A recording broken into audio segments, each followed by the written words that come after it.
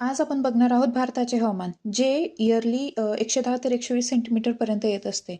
तर by Indian meteorological department म्हणजेच भारतीय हवामान विज्ञान विभागाने असं सांगितलं आहे. तर आपल्या हवामानात पावसाळा, हिवाळा आणि उन्हाळा हे 3 ऋतू असतात. आणि पावसाळा आणि हिवाळा यांच्या दरम्यान अ, ऑक्टोबर हीट मान्सून म्हटला जातो. म्हणजेच परतीचा पाऊसही असतो आणि येणारा हिवाळाही असतो.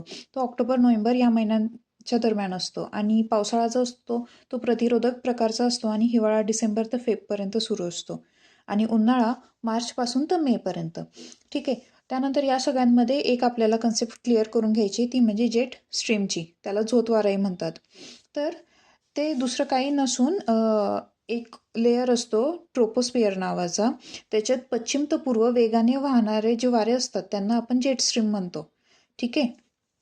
आणि आता पर्जन्याचा विचार केला म्हणजेच पावसाचा, तर सर्वाधिक पर्जन्य मॉसिन राम म्हणजे मेघालयला पडतं आणि सगळ्यात कमी भारतात पर्जन्य जैसलमेर म्हणजे राजस्थानला पडतं. मग यानंतर पुढची एक कन्सेप्ट आहे ती म्हणजेच मौसम. तो शब्द अरेबियन आहे. ठीक आहे. तर त्यात उन्हाळ्यात हिमालय आणि तिबेट तापल्याने पूर्वीय जेट स्ट्रीम तयार होते. त्यानंतर जे टॉपवरचे जे वारे असतात त्यांचं टेम्परेचर बाहेर येऊन म्हणजे त्यांचं उत्सर्जन होतं आणि ते तपांबरामध्ये प्रोसीड होतं आणि मग ते क्लॉकवाईज डायरेक्शनने हाईटवरती ऑपोजिट जातं. त्यामुळे 2 फ्लो क्रिएट होतात हवेचे. तर जो पहिला फ्लो असतो तो विषुववृत्ताकडे वाहतो आणि इंडियन जेट स्ट्रीम म्हणजे पूर्वीय इंडियन जेट स्ट्रीमवरती तो स्थिर होतो. आणि मान्सून वारे वाहण्यासाठी 30 डिग्री ते 40 डिग्री उत्तर जेट एअर लागते. ठीक आहे. आणि सेकंड जो फ्लो असतो तर त्याची जो पहिला फ्लो असतो तो निघून गेल्यामुळे त्याची एक प्लेस खाली होऊन जाते ना, मग ती प्लेस तो सेकंड फ्लो घेतो आणि तो ध्रुवाकडे टर्न होतो. ठीक आहे. त्यानंतर आपण बघूयात मोसमातील खंडच म्हणजे ब्रेक. तर ते नैऋत्य मोसमी काळात पावसात खंड पडतो म्हणजेच काही विक्सचा असतो तो 1 किंवा 2 किंवा त्यापेक्षा जास्त. त्याच्यामागचं कारण म्हणजे पाऊस आणणारी उष्णकटिबंधीय आवर्तके असतात ती पूर्ण नाही झालेले असतात. म्हणजे सायकल पूर्ण नसते झालेली. आणि उत्तर भारतातील मान्सून असा खोलगट भागात गेल्यामुळे. ठीक आहे. आणि महाराष्ट्रात खंड हा जुलैच्या शेवटी आणि ऑगस्टच्या स्टार्टिंगला सुरू होतो. ठीक आहे. इन द एंड इतकंच आहे की पावसात खंड पडतो. मोसमातील खंड म्हणजे आपल्याला कन्सेप्ट क्लिअर करायची होती त्यासाठी मी ते क्लिअर करून दिलं. त्यानंतर मोसमीचे निर्गमन म्हणजे एक्झिट. तर एक्झिट सप्टेंबरपासून सुरू होतं आणि पूर्णपणे 1 डिसेंबरपर्यंत ते एक्झिट होतं. आणि द्विकल्प दक्षिण भागातून तर ऑक्टोबर मिडपर्यंत ते जातं. ठीक आहे. त्यानंतर पुढची कन्सेप्ट आहे लू किंवा आंधी वारे. तर ते वायव्येला वाहतात. ते उष्ण आणि कोरडे असतात आणि धुळीचे वेगाने वाहणारे वारे त्यांना म्हणतात. ते पश्चिम तर पूर्व वाहतात आणि मे तर जून या दरम्यान असतात ते. आणि त्याचं टेम्परेचर साधारणतः 45 तर 50 डिग्री सेल्सिअसपर्यंत असतं आणि ते मोस्टली दुपारनंतरच जातात. त्यानंतर सगळ्यात महत्त्वाची कन्सेप्ट आहे एल निनो आणि ला निनो. मग त्यांचा आपण फरकही जाणून घेऊ आणि जवळच ते शिकूनही घेऊ. तर एल निनोमध्ये काय असतं, उष्ण प्रवाह असतो आणि ला निनोमध्ये थंड प्रवाह. आणि एल निनो जो असतो तो डिसेंबरमध्ये असतो. तर मग तो डिसेंबरमध्ये असल्यामुळे तेव्हा ख्रिसमस येतो ना, म्हणून मग त्याला ख्रिस्ताचे मूल असंही म्हणतात. आणि एल निनो हा स्पॅनिश वर्ड आहे आणि त्याचा अर्थ लहान मुलगा होतो आणि ला निनो लहान मुलगी. ठीक आहे. तर एल निनो जो असतो तो इक्वेडोर, पेरू, दक्षिण अमेरिकेचा भाग आहे तिथं होतो. ठीक आहे. आणि एल निनोचाच भारतीय मान्सूनवरती विपरीत परिणाम होतात, जसं कमी पाऊस येणं, दुष्काळ येणं. ठीक आहे. आणि दक्षिण प्रशांत महासागरात पृष्ठभागावरती त्याचं टेम्परेचर वाढून गेलेलं असतं. ठीक आहे. आणि भारतात दीर्घकाळाच्या मान्सूनचा अंदाज लावण्यासाठी त्याचा वापर होतो. आणि इकडंच आपण ला निनोचं बघितलं तर त्याचा परिणाम उपोष्ण किंवा उष्णकटिबंधीय प्रदेशाच्या हवामानावर होतो. भारत किंवा आफ्रिका खूप जास्त प्रमाणात पाऊस पडतो आणि उत्तर अमेरिकेत दुष्काळ पडतो. आणि पूर्व प्रशांत महासागराचं बेसचं टेम्परेचर लो होतं. त्यानंतर आपण बघूयात प्राकृतिक रचनेच्या आधारावरती कोणत्या साईडला कसं टेम्परेचर असतं. जसं किनारपट्टी भागात आर्द्र असतं, सम असतं आणि दमट असतं. आर्द्र म्हणजेच हवेचं बाष्प वाढून गेलेलं असतं. ठीक आहे.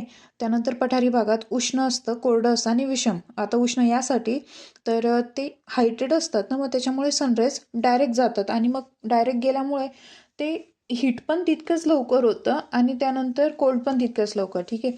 त्यानंतर पर्वतीय प्रदेश त्याच्यात थंड, आर्द्र आणि कोरडं असतं.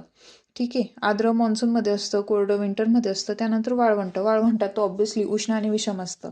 त्यानंतर मान्सूनपूर्व पर्जन्य आपण बघूयात. तर हे जे पर्जन्य असतं त्याला कर्नाटक आणि केरळमध्ये ब्लॉसम शॉवर्स म्हणतात. त्यानंतर चेरी और कॉफी बहार पण म्हणतात. ठीक आहे. कर्नाटकमध्ये कॉफी बहार म्हणतात आणि महाराष्ट्रात आम्रसरी किंवा वळवीचा पाऊस म्हणतात. मोस्टली कोकणात जास्त म्हणतात. ठीक आहे. त्यानंतर वेस्ट बेंगॉल आणि ओरिसामध्ये कालबैसाखी किंवा नॉर्वेस्टर्न म्हणतात आणि ते एप्रिल मेच्या दरम्यान असतात. आरोह किंवा अभिसरण हे ब्रेक्सच्या टायमाला असतात. ठीक आहे.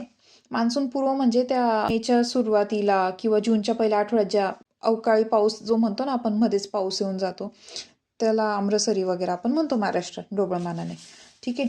मग आपण पहिला ऋतू बघू, मान्सून. तर तो येतो जून ते सप्टेंबर दरम्यान. 80 ते 85% तो येऊन गेलेला असतो. मग आता मान्सूनची निर्मिती कशी होते? खंड समुद्राचे पाणी तापणं किंवा थंड होणं याच्यामधला जो डिफरन्स असतो याने मान्सून निर्मिती होतो. आणि हा सिद्धांत मांडला आहे खगोलशास्त्रज्ञ हॅले यांनी. याला औष्णिक किंवा उष्मा सिद्धांतही म्हणतात. जेट स्ट्रीम जी आहे ती 30-40 डिग्री उत्तर अक्षांशावर लागते. जसं पठारावरती जास्त हाईटमुळे वेगवेगळे चेंजेस होतात. पूर्वीय वारे उत्तरेकडे सरकणं आणि प्लस त्यात अजून काहीतरी बदल होणं. ठीक आहे. आणि त्यानंतर अजून एक कारण म्हणजे विषुववृत्तीय कमी दाबाचा पट्टा किंवा आंतरकटिबंधीय पट्टा म्हणजे इंटर ट्रॉपिकल कन्व्हर्जन्स झोन यात बदल होणं. हे खगोलशास्त्रज्ञ फ्लॉनने सांगितले 1991 मध्ये. तर या सिद्धांताला म्हणतात वायुराशी किंवा गतिशील. ठीक आहे. मग त्यात इंटरट्रॉपिकल कन्व्हर्जन झोनमध्ये 2 टाईप येतात, एक नॉर्थ आणि एक साऊथ. तर नॉर्थमध्ये ऑब्व्हियसली उत्तरेकडचे वारे 5 डिग्री ते 30 डिग्रीपर्यंत सरकतात आणि त्याने कमी दाबाचे केंद्र तयार होते आणि त्याने आग्नेय वारे जे असतात ते अट्रॅक्ट होऊन विषुववृत्त ओलांडून नैऋत्येकडे चालले जातात. आणि त्यानंतर साऊथला म्हणजेच दक्षिणेकडे वारे सरकतात आणि त्यामुळे कमी दाबाचे केंद्र तयार होते आणि त्यामुळे जे वारे असतात ते उत्तरेकडून दक्षिणेकडे वाहायला लागतात. आता आपण बघूयात की मान्सूनचं वितरण कसं होतं, म्हणजे कुठल्या एरियामध्ये मान्सून किती असतो. तर त्यात अतिउच्च 1000+ पर्जन्य मेघालयातील खासी आणि जयंती या टेकड्यांमध्ये होतं. त्यानंतर उच्च पर्जन्य म्हणजेच 200 सेंटीमीटर प्लस, तर ते पश्चिम किनारा, पश्चिम घाट, ईशान्य हिमालयन प्रदेश इथं होतं. त्यानंतर मध्यम पर्जन्य म्हणजे 100 to 200 सेंटीमीटरपर्यंत ते दक्षिण गुजरात, पूर्व तमिळनाडू, ओरिसा, झारखंड, बिहार, पूर्व मध्य प्रदेश आणि उत्तर गंगा मैदानात होतं. त्यानंतर कमी पर्जन्य म्हणजे 50 to 100 सेंटीमीटरमध्ये, तर ते पश्चिम उत्तर प्रदेश, दिल्ली, हरियाणा, पंजाब, जम्मू काश्मीर, पूर्व राजस्थान, गुजरात आणि दख्खनच्या पठारावर होतं.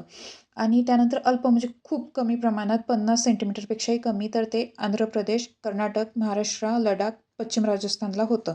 महाराष्ट्राच्या काही भागात अल्प तर काही भागात जास्त प्रमाणातही होतं, एवढं मात्र लक्षात ठेवायचं या सगळ्यांत. तर मान्सूनवरती परिणाम करणारे घटक म्हटले तर ते एल निनो, ला निनो, परत पश्चिम पूर्व जेट स्ट्रीम आणि आयोडी. तर आपण आयोडी म्हणजे काय, आता हा प्रश्न तुम्हाला पडला असेल, तर आयोडी दुसरं काही नसून इंडियन ओशन डायपोल आहे. म्हणजे पश्चिम तर पूर्व समुद्राच्या पृष्ठभागामध्ये टेम्परेचरमध्ये काही ना काही वेगवेगळे बदल होणे, जसं थंड, गरम एक्सेट्रा.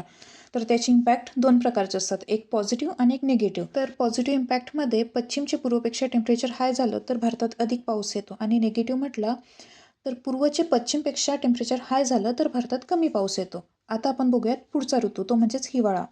तो नोव्हेंबर ते फेब्रुवारी दरम्यान असतो आपल्या भारतात.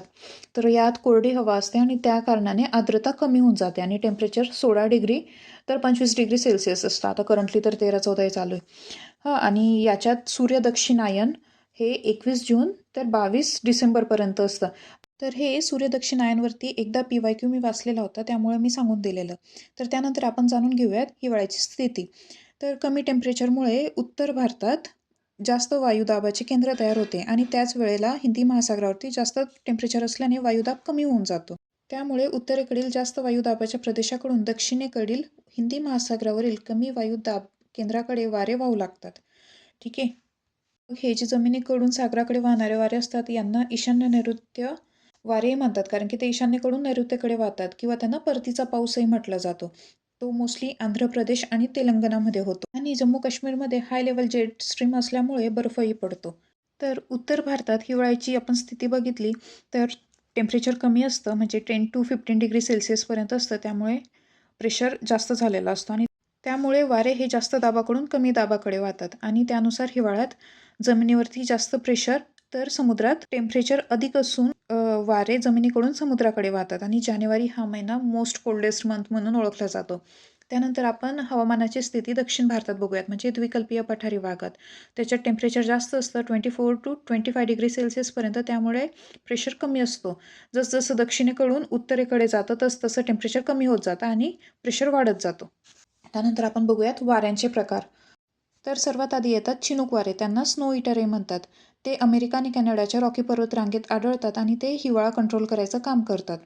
ठीक आहे. त्यानंतर येतात फॉन, तर ते आल्प्स माउंटनमध्ये आढळतात युरोपच्या. त्यानंतर सिरोक्को वारे येतात. तिथला जो पाऊस असतो त्यांना रक्ताचा पाऊसही संबोधलं जातं. ते नॉर्थ आफ्रिका आणि इटलीला असतात. त्यानंतर हर्मॅटन, ते आफ्रिकेला असतात. मग येतात बर्ग वारे, ते साऊथ आफ्रिकेला असतात. त्यानंतर ब्रिक फिल्डर, ते ऑस्ट्रेलियाला असतात. त्यानंतर साता आना USA ला. झोंडा, त्यांना शीतफॉनही म्हणतात, ते अर्जेंटिनाला असतात, अर्जेंटिनाच्या अँडेज माउंटनमध्ये. त्यानंतर खामसीन, ते सौदी अरेबियाला असतात आणि त्यानंतर मिस्ट्रल, ते स्पेन आणि फ्रान्सला असतात. तर हे आपण जाणून घेतलं भारताच्या हवामानाविषयी. तर त्याच्यात बऱ्याच खगोलशास्त्रांनी काही सिद्धांतही मांडलेत, ते आपण नेक्स्ट पार्टमध्ये बघूयात. थँक्यू.